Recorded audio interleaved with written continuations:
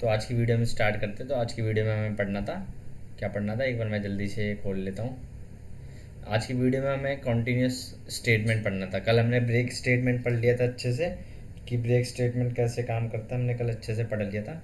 आज हमें क्या पढ़ना था, कॉन्टीन्यूस स्टेटमेंट पढ़ना था। ठीक है, तो हम स्टार्ट करते हैं कॉन्टीन्यूस स्टेटमेंट। तो जल्दी से मैं यहाँ पर अपनी एक पाइथन फाइल में आ जाता हूँ। पाइथन फाइल में मैं जल्दी से यहाँ पर वी एस कोड खोल लेता हूँ। वी एस कोड आपको पता ही है, एक आईडीई है जो हमें क्या करता है, हमें पाइथन के कोड्स लिखने के लिए एक वो प्रोवाइड करता है। मतलब एक आईडीई है, आप एक तरीके से समझ सकते हो। पिछली बार हमने वीडियो नंबर 20 पे थे, तो जल्दी से पाइथन वीडियो 21 कर लेते हैं यहाँ पर .py। ठीक है, मैंने एंटर मार दिया। अब हमने ये कर लिया, ये जल्दी से मैं क्लोज़ कर देता हूँ, ये भी क्लोज़ कर देता हूँ, इसको सेव कर देता हूँ। ठीक है, और ये 20 पे हमने क्या पढ़ा था लास्ट में, ब्रेक फंक्शन। हमने ब्रेक फंक्शन तक पढ़ लिया था, और एल्स का मतलब भी मैंने आपको बता दिया था कि एल्स का जो मतलब है वो कैसे कैसे हम उसमें एल्स लगाते हैं, ताकि हम उसमें प्रिंट के बदले हम एल्स भी लगा सकते हैं। तो जल्दी से मैं यहाँ पर आया तो कॉन्टीन्यूस फंक्शन। अब एक ये है कि कॉन्टीन्यूस फंक्शन क्या करता है। Continuous function is use to stop the current iteration of the loop and continue with the next one. It's मतलब इसका मतलब ये है कि एक जिसको हम कंटिन्यूस जैसे हम लिख देंगे ना यहाँ पर, ऑटोमेटिकली वो क्या करेगा, उसको स्किप मार देगा और उसके आगे बढ़ जाएगा। जैसे कि अगर मैं यहाँ पर लिख दूँ फॉर आई इन रेंज, मैंने लिख दिया फॉर आई इन रेंज। थोड़ा सा इसको जूम इन कर लेता हूँ ताकि आपको अच्छा से दिखे। ठीक है, फॉर आई इन रेंज, और रेंज के अंदर मैंने लिख दिया कि 0 से लेके हमें कहाँ तक लिखना है, मान लो 15 तक लिखना है। ठीक है, हमने 15 तक लिख लिया। उसके बाद अगर मैं यहाँ पर कर दूँ प्रिंट कर दूँ डायरेक्ट, अगर मैंने क्या कर दिया यहाँ पर प्रिंट कर दिया आई को। ठीक है, मैंने प्रिंट किसको कर दिया, आई को प्रिंट कर दिया। यहाँ पर मैंने प्रिंट कर दिया आई को। तो आपको पता है कि ये फंक्शन क्या करेगा, डायरेक्ट उसको प्रिंट कर देगा। जैसे कि देखो 1 से लेके 14 तक ये कर देगा, क्योंकि 15 नहीं करेगा, क्योंकि n-1 तक जाता है, मतलब 15 - 1 14 हो जाएगा। तो 0 से लेके 14 तक जाएगा। देखो 0 से लेके 14 तक चला गया। लेकिन मैंने आपको पिछली बार ब्रेक फंक्शन के भी बारे में बताया था। अगर मैं यहाँ पर लिख दूंगा इफ आई इक्वल टू, अगर मान लो आई इक्वल टू अगर मैंने यहाँ पर 6 दे दिया। ठीक है, आई इक्वल टू 6 दे दिया, और फिर मैंने यहाँ पर क्या लिख दिया, ब्रेक कर दो। तो क्या करेगा वो, जैसे 6 आएगा, 6 आते ही वो क्या कर देगा, उसको ब्रेक कर देगा। देखो जैसे मैंने यहाँ पर लिखा 6 आते ही उसने ब्रेक कर दिया। लेकिन अगर मैं यहाँ पर ब्रेक की जगह पर अगर मैंने यहाँ पर लिख दिया कॉन्टीन्यूस, अगर मैंने यहाँ पर लिख दिया कॉन्टिन्यू, कंटिन्यू लिख दिया। ठीक है, कंटिन्यू लिखने के बाद अगर मैंने इसको चलाया, तो देखना ये 0 से लेके क्या बोलते हैं 14 तक तो करेगा प्रिंट। लेकिन मैंने जहाँ पर देखो 6 लिखा है, तो 6 को ये क्या कर देगा, स्किप कर देगा। देखो यहाँ पर कहीं 6 नहीं होगा, 6 नहीं होगा। 1 मिनट, ये फंक्शन एक बार मैं दोबारा से रन करता हूँ। तो इसके अंदर 6 नहीं आना चाहिए था, लेकिन ये यहाँ पर 6 क्यों आ गया, क्योंकि मैंने क्या करा, ये प्रिंट मैंने पहले ही कर दिया। ठीक है, अगर मैं इस प्रिंट को हटा के, इस मैंने प्रिंट को अगर मैंने हटा दिया मान लो यहाँ से, है ना, और मैंने यहाँ पर फिर मैंने प्रिंट कर दिया। उसके बाद मैंने यहाँ पर इसको मैंने क्या कर दिया, प्रिंट कर दिया।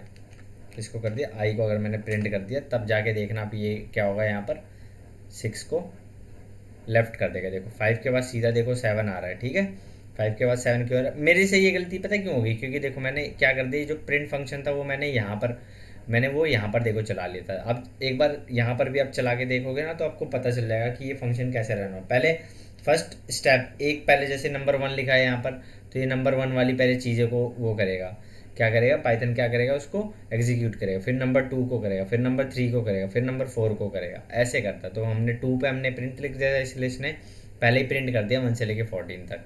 आई होप ये समझ में आया होगा आपको कि कंटिन्यू जो होता है, कंटिन्यू क्या करता है, रेंज के अंदर जो भी नंबर में दिया होता है उसको वो क्या कर देता है, स्किप कर देता है। जैसे कि मैंने इसमें लिखा हुआ है कि continue with the next one, it instruct the program to skip this iteration, तो स्किप कर देता है। अब हम आगे बढ़ते हैं।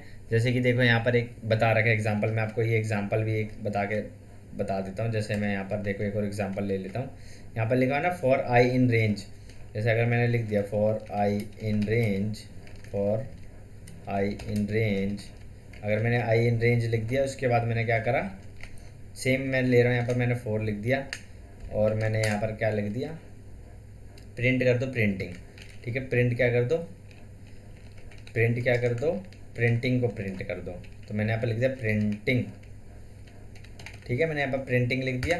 तो ये आपको पता है कि ये कितनी बार करेगा प्रिंट, 4 बार करेगा, क्योंकि मैंने 4 बार लिखा है तो 4 बार प्रिंट करेगा। ठीक है, उसके आगे देखो, उसके आगे क्या लिखा हुआ है, if A I equal to 2 होगा तो ये कंटिन्यू कर दो। अगर मैंने लिख दिया इफ आई इक्वल टू 2 लिख दिया, ठीक है, उसके बाद मैंने यहाँ पर लिख दिया कंटिन्यू फंक्शन लिख दिया, अगर तब देखना है क्या करेगा। तो इस मुझे प्रिंट को क्या करना पड़ेगा, इसको पहले कमेंट आउट करना पड़ेगा, जैसे मैंने आपको बताया था। क्यों? क्योंकि वो प्रिंट पहले ही कर देगा, इसलिए मैं यहाँ पर प्रिंटिंग को प्रिंट करूँगा। यहाँ पर लिख दूँ प्रिंटिंग, ठीक है। अब अगर मैं इसको प्रिंट करता हूँ, जैसे ही देखो 2 आएगा। और दोबारा से एक बार मैं प्रोग्राम को चला लेता हूँ, जैसे कुछ गड़बड़ हो रही है प्रोग्राम में। क्या गड़बड़ हो रही है? सही तो है। कुछ गड़बड़ है, 1 मिनट में देख लेता हूँ। यहाँ कंटिन्यू प्रिंट आई, ओहो, मैंने आई को प्रिंट करना था मुझे यहाँ पर। मैं एक बार दोबारा से आपको बता देता हूँ। अगर मैंने इसको, इसकी जगह पे अगर मैंने क्या कर दिया, हटा दिया इसको, मान लो यहाँ से हटाने के बाद मैंने यहाँ पर लिख दिया प्रिंट, यहाँ पर लिख दिया मैंने क्या, प्रिंट आई। ठीक है, मैं बताता हूँ ऐसे मैंने क्यों लिखा, मैं बता देता हूँ। यहाँ आई को हम प्रिंट कर रहे हैं। अगर मैं इसको कमेंट आउट से हटा दूँ और डायरेक्ट अगर मैं यहाँ पर अगर इसको प्रिंट कर दूँ, तब देखना है कितनी बार होगा। पहले प्रिंट क्या करेगा, प्रिंट 0, प्रिंट 1 और प्रिंट जो ये 2 था, तो 2 वाला इसने नंबर प्रिंट नहीं करा। अगर मैं इसके बाद आपको यहाँ पर प्रिंट करके दिखाऊँ, ये अगर मैं डायरेक्ट आपको प्रिंट करके दिखाऊँ, यहाँ से अगर मैं कॉपी कर लूँ और यहाँ पर मैं अगर आपको पेस्ट करके दिखाऊँ, तब देखना आप, ये क्या करेगा, इसको भी प्रिंट नहीं करेगा। जैसे कि अगर मैंने इसको प्रिंट कर दिया तो देखना, अभी देखना, मैं इसको कमेंट आउट देखो जैसे ही कर दूंगा, अगर अब मैंने इसे प्रिंट करा तभी क्या देगा, 0 1 3। क्यों 2 क्यों नहीं देगा? क्योंकि 2 जिस पे भी होता है कि इसने कंडीशन हमने एक लिख दी ना यहाँ पर, कंडीशन इफ अगर 2 होगा तो कंटिन्यू करना। कंटिन्यू मतलब वो 2 नंबर वाली वैल्यू को स्किप करके आगे बढ़ जाना और आगे प्रिंट कर देना। ठीक है, अब हम आगे आते हैं जल्दी से पास स्टेटमेंट पे। तो जो पास स्टेटमेंट होता है वो नल स्टेटमेंट होता है। जैसे कि अगर मैं आपको यहाँ पर लिख दूँ, जल्दी से मैं इन सारी चीज़ों को कमेंट आउट कर लेता हूँ, फिर मैं आपको अच्छे से बता दूँगा। अगर मैंने यहाँ पर लिख लिया पास स्टेटमेंट,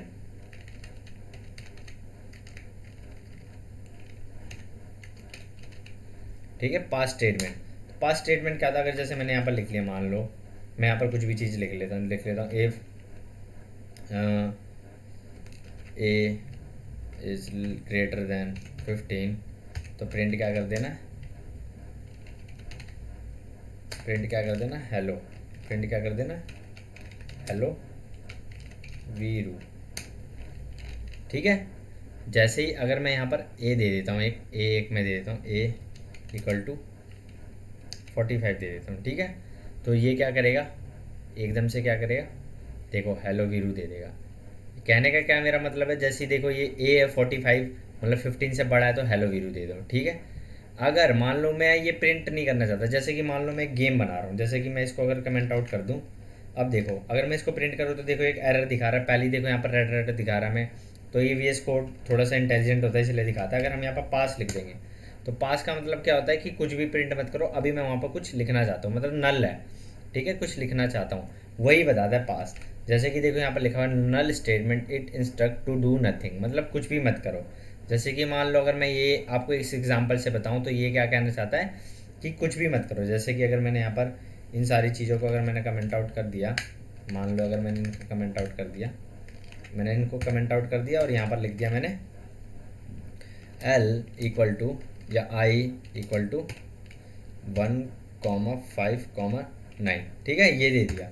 उसके बाद अगर मैंने यहाँ पर क्या कर दिया, मैंने यहाँ पर फॉर लूप चला दिया, जैसे कि फॉर आइटम इन L या आई हमने लिया है तो आई में, और अगर मैं यहाँ पर पास कर दूंगा तो पास मतलब क्या होता है कि इसके बाद कुछ मत करो, प्रिंट कुछ भी मत करो, डू नथिंग।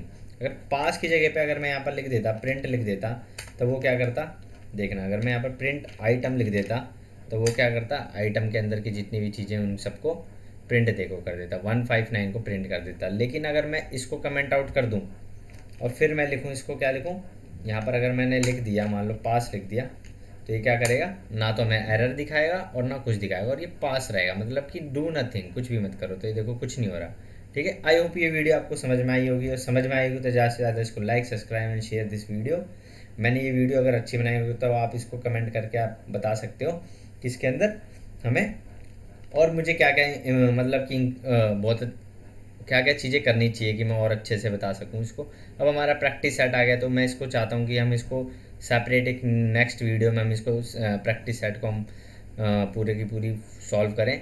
तो ये प्रैक्टिस सेट बहुत ज़्यादा खास होने वाला है, क्योंकि इसमें बहुत अच्छे अच्छे क्वेश्चन है जो मैंने लिए हैं, जो आपको बहुत अच्छे से समझ में आएंगे। तो thank you very much and like subscribe this video.